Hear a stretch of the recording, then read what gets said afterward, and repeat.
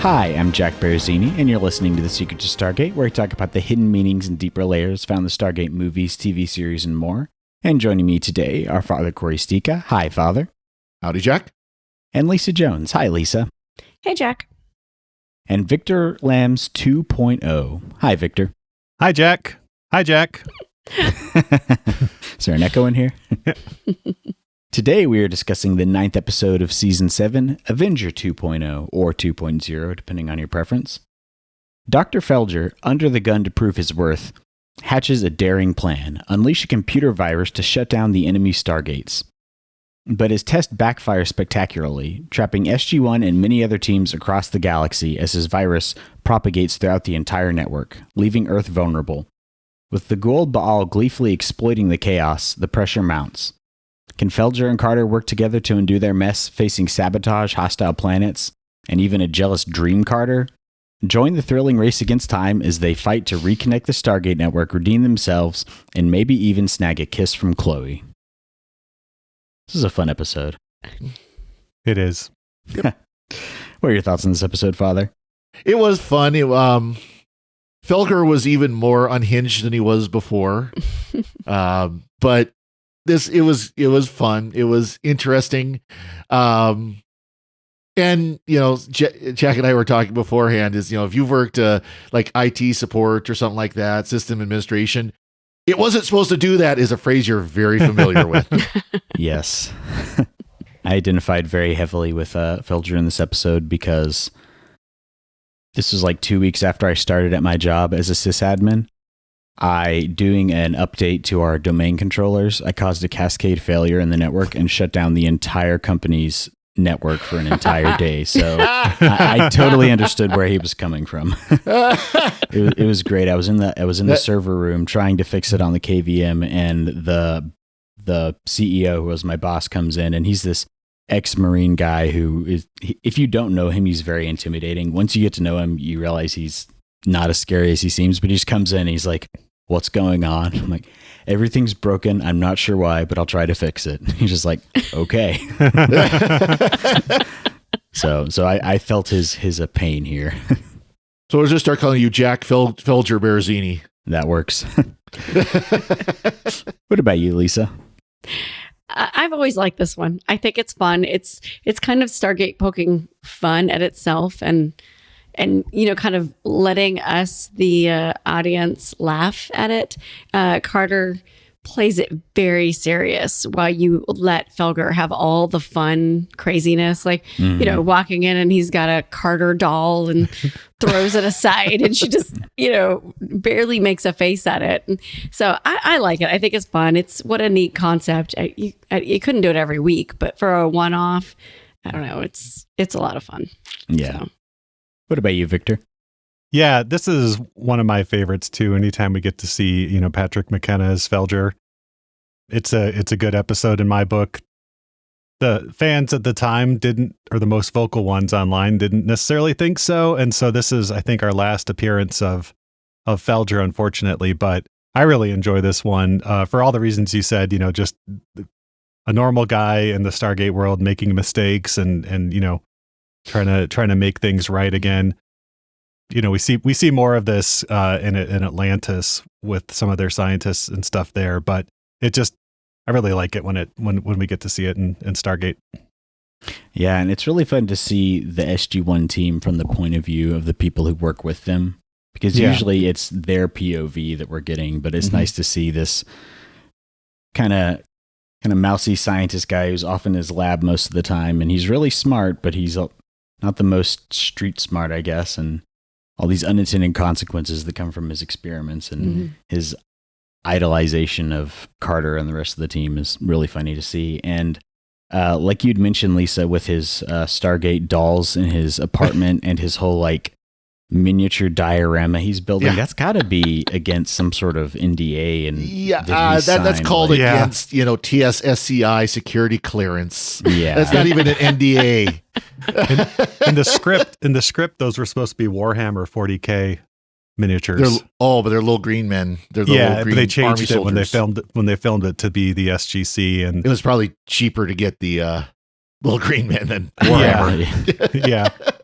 And the Stargate Barbie is what Amanda Tapping, refers to the doll and herself on the show sometimes as well.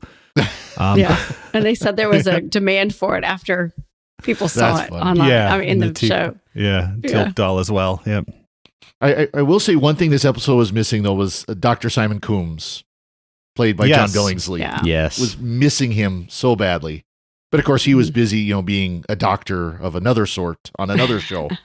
Yeah. Yeah, he gets referenced by Patrick McKenna in a improv. That bit was improv where he says, on the phone and Simon, I gotta go. Yeah. Where he pretends to be talking to Simon, and really he's talking to his mom. And yeah, I mean, so much of this episode, if you watch the director's commentary, so much of this episode was improvised. Mm-hmm. Yeah, like entire sections. Yeah. It was fascinating when they said they would just let him. They'd say, like in the very early scene where he's supposed to shoot the wall with the big gun, and they're like, just walk to the wall and say, and then he would just do all of this crazy, and that's them responding to him. Yeah, and so that was really kind of fun to learn. That I liked a couple of times his Harold Green laugh came out, his little squeaky laugh. Yeah. Or when he puts on his pants backwards. I've seen that was ad-lib, but yeah, and then tries to put his hands as in the pockets backwards. Yes. Yeah. It's great. I actually don't know why this episode was so panned. At the time, I really liked it. I thought it was fun, but I don't know why fans in 2003 got all upset about it. Maybe because it just wasn't the core. You barely see Daniel, Teal'c, and Jack. Mm-hmm. Yeah, Richard Dean Anderson this entire season was spending more time in California to be with his family. Mm-hmm. Right. So they would film a few scenes with him, get him in the episode. But they also mentioned they were filming 3 episodes at one time this season.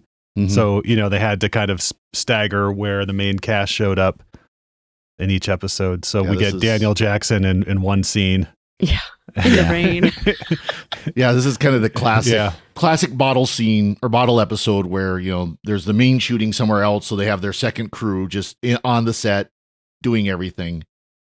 Yeah, but director Lisa and I watched the version with the commentary with Martin Wood and Amanda Tapping, and there's some really interesting camera work happening in this episode, which we'll get into as we talk about the different scenes. But you watch this episode, and so many scenes of it were filmed in one take.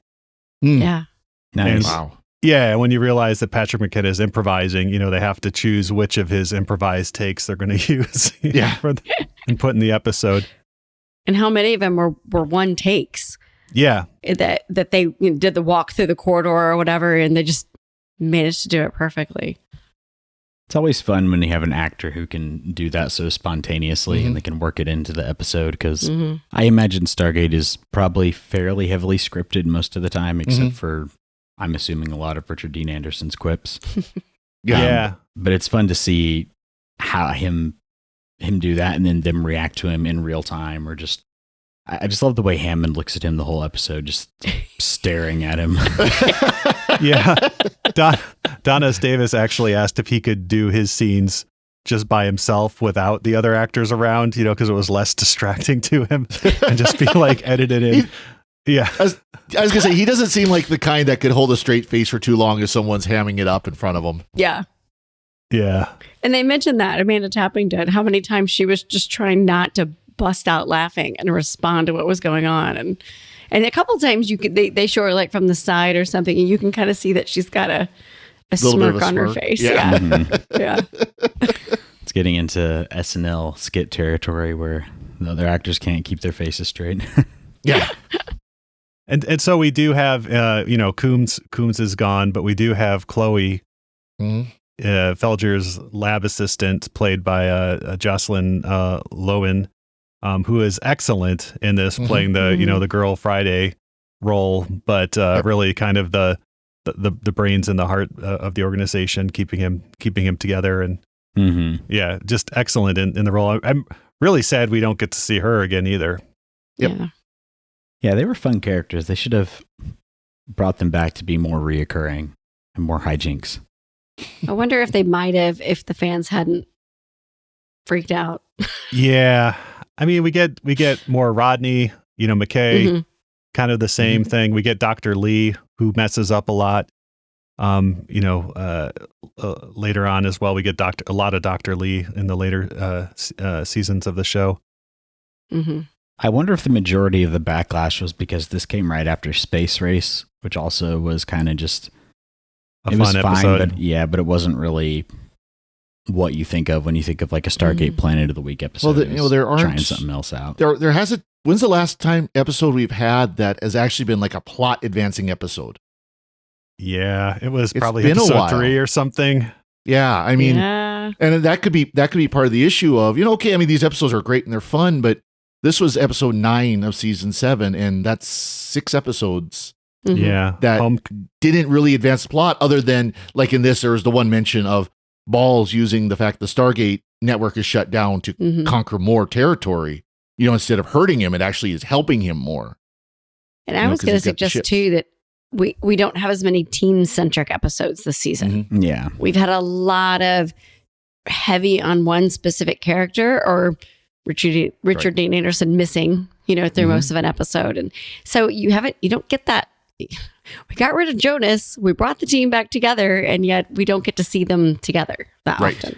Yeah, Orpheus was the 4th episode of the season, and that's the last one that really did anything in terms of the larger plot of the show. Yeah. And even that was mostly Daniel and Teal'c, and Jack and Sam were hardly in it. Mhm. Mhm. Yeah. So it's probably part of that. But I like that we get more insight on how they interface with the Stargate.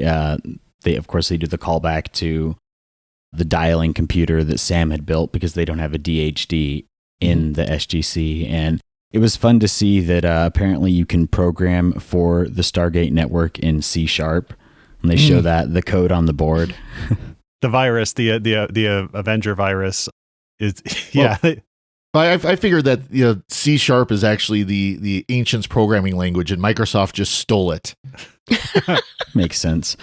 My head canon was that Sam has put together like an interpreter, so you write in C# and then it compiles it down to whatever the machine code of the Stargate network is. Yeah.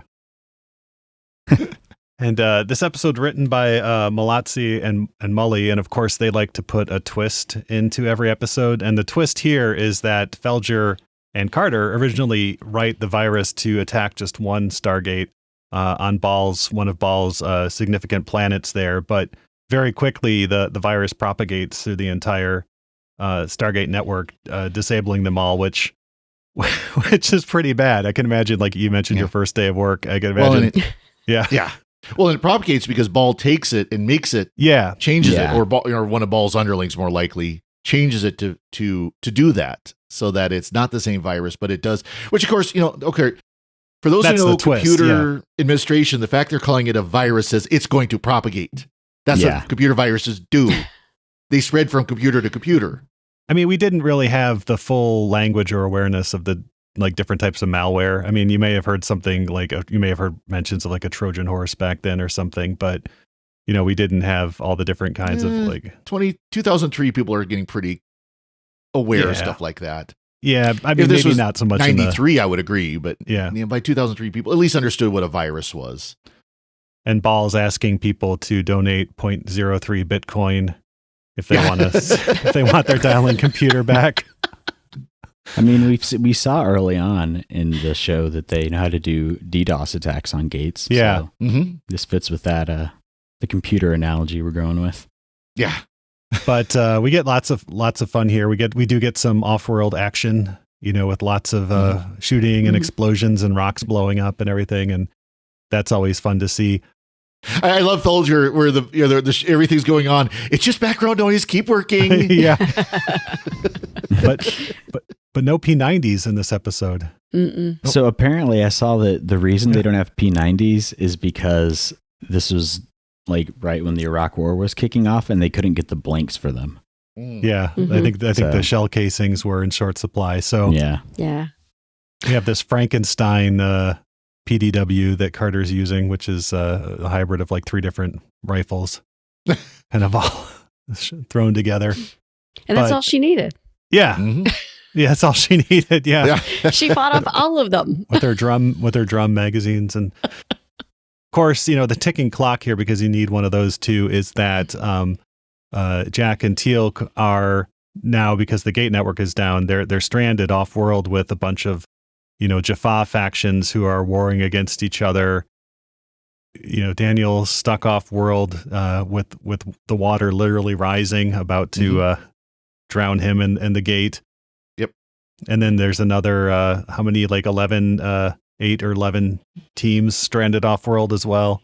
Yeah, I think it was. Yeah, so it's pretty bad for Felger, and he reacts pretty much, I think, like any of us would. Yeah. I He runs away. Yeah. I have to say, though, you think that they would have tested this out, like, because they have Stargates on other planets. Well, that's why they tested it on Ball's Yeah. planet. Right, but they should have done it. They could have done it in a contained environment where they tested it. Like they asked the Tok'ra, like, "Hey, can we set up this controlled test and see what happens, and have a way to reverse this?" And of course, they figure out how to do all that in the end. But Well, Yeah. they could have used Earth's DHD. Oh wait, that got blown up. Never mind. Yeah. Both of them did, I think. you don't publish untested code into the production branch without running some QA first. But no, maybe Who does you do. that? Yeah. They did the simulations. You do it on a virtual machine. It's They got to did it, work yeah. on the real one. It worked And in how long debug, from yeah. the time he wrote it or conceived the idea till they put it into production? Less than 24 hours. Yeah. We get a montage, so we really can't tell. And most of that montage too, where they're developing the idea, was improvised, as well as Felger with this tray of donuts, and they get some Yeah. with the jelly donut that he takes a bite out of and starts writing on the whiteboard with the jelly, and then Erases the tries to erase it and gets powdered sugar Yeah. all over the That's awesome. yeah. Nice. Well, it was just a couple of days though. We know that Yeah. because Mhm. the teams were still out and everything. Yeah. And Daniel was still fighting the flood. And I think they said like 48 hours from when problems started occurring to when the gate would be flooded out. So Yeah, and they're Yeah. getting close. Yeah. from Seemed pretty quick. conception to implementation to first patch in 3 days? That's pretty good. It is pretty good, yeah. That's the most that's the most realistic part of this episode is non-technical people ask software developers for a program and they want it done in 2 days and they want it deployed, and then they get mad when it has bugs in it. Yeah. But yeah, it's I also think that they kind of they put a little bit too much of the blame on Felger. Like in that situation, Carter was his superior and she was Mhm. basically the project manager of what was going on, and so And she was working with him for a lot of it. Mhm. Yeah. So he kept saying it was his, but it was really theirs. Yeah. Like he didn't do this all on his own. But he also didn't think she ever did anything wrong. Remember, she never has made a mistake. And then she starts listing off And even what, her mistakes the red are perfect. planet. Yeah. Yeah. All these things I've done wrong. And yeah. And from the director's commentary, so we do get some, not a lot of technobabble, but we do get some gate technology technobabble from Amanda Tapping. And we learned from the commentary that she actually will research the topics on her own, the topics that she's talking about, because she wants to have, an understanding of what she's saying. So she's not just reading the lines off, that she actually can understand and communicate what she's trying to say. So she'll actually go home and like look up whatever the topic of the week is and That's study great. it on her own. Yeah. That was Yeah. very surprising, wasn't it? Yeah. It was. Yeah. Yeah. It's not like LeVar Burton just, repeating whatever's on the script. Yeah. That's nice to hear, because Yeah. so often, and I think this is probably just part of the mythos that people put around the actors in their sci-fi shows, but it's like they don't know anything of what they're saying. They're just reading what was written for them. So it's cool that she actually makes the effort. Yeah. To go out And it makes that joke in Wormhole extreme too, where the Carter analog on the cast is confronting the writers and saying, "I'm out of phase, right? Why don't I just fall through the floor?" Yeah. Yeah. So that's actually probably Classic something question. that's probably something that came up in one of their read-throughs. Explain the science to me. Yeah, exactly. Nice. Yeah, that was a jab at Star Trek and also probably an internal joke for them. Yeah. Mm-hmm. I wonder if a lot of the fan backlash comes from the fact that we have Jack and Teal fighting a Jaffa rebellion, and it's all off screen. Mm-hmm. We've seen Jaffa rebellions before, though. Yep. There's That's always a Jaffa That's just rebellion. what they call a Tuesday at SGC now. You know. True. Yeah. What we haven't seen is Carter stripping off her shirt and getting into a cat fight. Which, okay, like that scene has not aged well at all. And in the writer's defense, Robert C. Cooper added that in himself at the end because it's a daydream. It was a daydream, yeah, you know, and that makes it all the funnier because he's sitting there daydreaming about this happening. Now he's not just infatuated with Carter. Now he's also infatuated with Chloe. Yeah, and he wants to see the two of them together. Yeah. And it's a callback to the other Right. guys too, where it ends with a fantasy as well. But that scene, it's filmed in one take as well, and it starts with Felger and Chloe sweeping all the equipment and stuff off the desk onto the floor. So you have a blank desk. Jack comes in, sits down next to Felger. Amanda tapping as Sam jumps on Chloe. What you don't see is Chloe exiting the scene really quick and getting dressed back up again in her lab outfit. Jack sneaking off to the side, and all the stagehands putting the computer monitors and stuff back on the desk. So they can really quickly. Yeah, so that when they pan back down from Felger, Chloe's there with her lab coat on. Oh, and that's all the funny. computer. Yeah, it was all done in one take. And they awesome. said if you look quickly, you can see Richard Dean Anderson on the side. You can see him kind of slink out of the shot. Which you see his shoulder kind of go, yeah, out of the shot. That's great. It was really impressive. You know, when they talked about all of the one shots in this, it was. Yeah, I have to say, as a female, I thought that was hysterical, though, the Chloe Sam thing, because it just it was so out of character and obviously a dream sequence. So when it happened, you were like, "What?" And then you just I like laughed even Felger's because it was about to say hysterical. something, and Jack just kind of taps his hand, like, You're like, "Wait, no. hush." No. Yeah. Yes, it was played in a very, I don't know if the word tasteful is the correct way to put it, but it was played in a way that was very funny. Yeah. Yeah. Oh, It's yeah. not like you saw that, again, they just went out of the scene, and left it all to your imagination, which was better than, Yeah. some of the other things they could have done. Well, and I love when Chloe would wake him up from his fantasy, she'd poke him in the cheek.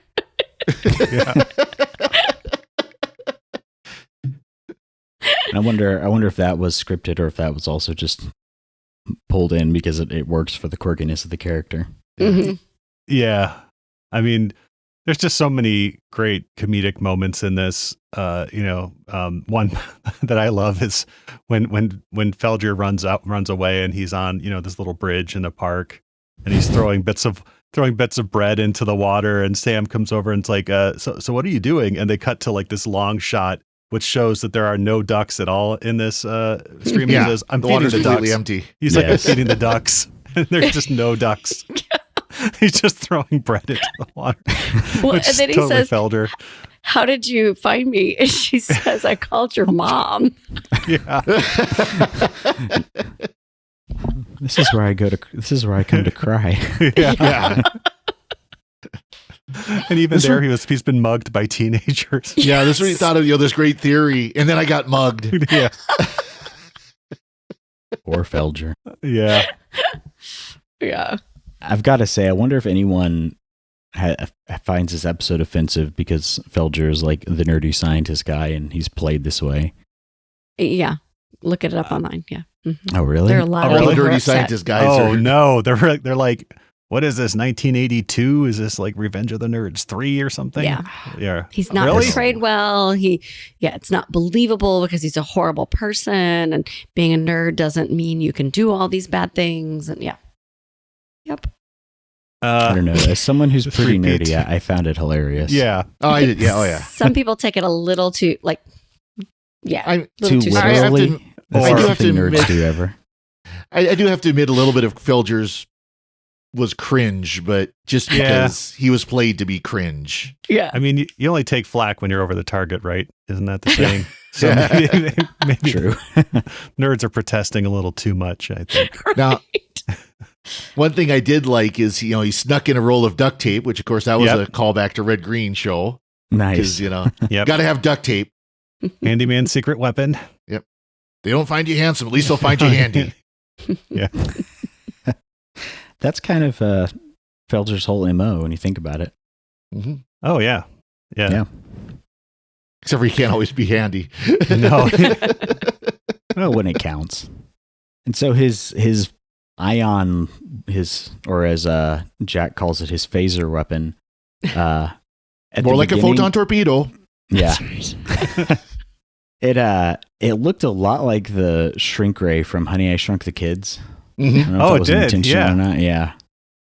It's like very similar prop. Well, I love it. Of course, they don't hook it up to a NACWA generator. Oh, no. They hook it up to base power Yeah. and completely knock the entire base offline. Yep. Well, and they give him such grief about that, but how many times has Carter knocked out the power? Exactly. Yep. And I don't remember her getting that look from General Hammond. Maybe that's how Siler hurt his eye. He was stumbling around in the dark. Oh, that's right. Yeah, you just see his eyes being checked out. Yeah. Always injured. At least he didn't get electrocuted this time. True. And they did address the issue, which I was thinking of before Sam brought it up, of is there no security or firewall on these systems? And I'm glad they addressed that in the dialogue where they talk about how they have to actually bypass that to get this on there. So that was going to be my big objection to the plot, but they covered it. Yeah. And I do like the idea that the gate network, and I think they have mentioned before the correlative updates where to account for stellar drift and stuff, that the gate will dial each other and update it.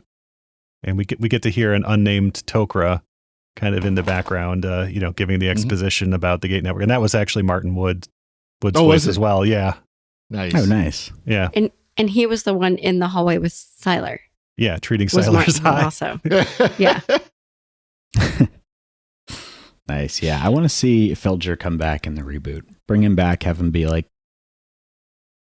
still be down in a lab just doing crazy things. I feel like for his character that would Like that the would same work. lab. Yeah. Yeah, Right. same lab. Well, Have like him with and the Chloe scene have where he gotten walks married. out and he can't figure out how he gets in the camera Oh, and I can't love figure that, out where yeah. to go to get back to his Yeah. lab. Walks out Oh, of yeah. frame, then walks back into frame. Now, where am I at? Yeah. Yeah. And they actually reconfigured the set for this episode. They moved around walls and stuff. So they had corridors that you didn't see every other time. And a lot And there were of signs on the walls Yeah. that said Felger's lab. Yeah. Oh, I missed that. Yeah. There was one sign that pointed it out. Nice. Could have said But- Folgers. Folders, as Jack called them. Yes. I think it's an example of them using a guest star really well. Yes. Mhm. Yeah. Contrast it to, I haven't seen this episode in probably 10 or 15 years, but the one that Fred Willard is on, and they did not utilize Fred Willard No. very well. Yeah, I haven't seen that one in a while either. Mhm. We'll get to it eventually. Yeah. Is that in SG-1 or is that Atlantis? It's SG-1. On Atlantis, we get Richard Kind in a few episodes, and he actually is utilized very well. Yeah. Oh, yeah. Nice. He's Yeah. fabulous. Yeah. That's awesome.